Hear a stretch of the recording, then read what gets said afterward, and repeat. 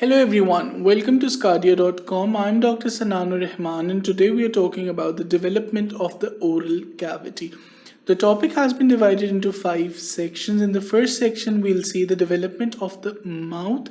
We'll have overview at first and then we'll see the various structures in the embryonic oral cavity and how do they help in the formation of the adult embryonic mouth cavity. Then we'll see the structures which are derived from the mandibular process, which is actually a bud of the first pharyngeal arch. So we'll be talking about the pharyngeal arches as well.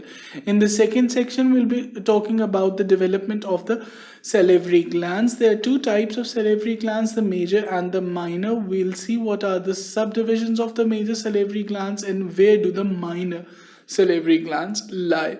In the third section, we'll talk about the teeth.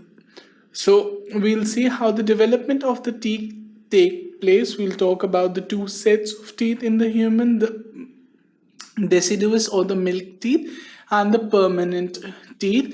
Then we'll talk about the stages of the tooth development and characteristic features of the different stages. Then in the fourth section, we'll take up the stages of tooth development in a little detail. In this, we'll see what are the various stages and how do a tooth pass through all these stages to form the adult teeth.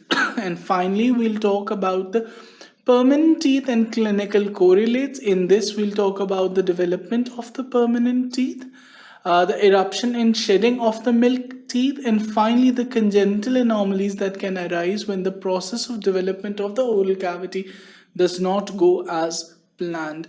I hope you're excited about today's lecture. It is an easy topic but a high yield topic, so keep your mind in the game and you'll be good to go. Keep watching sqadia.com.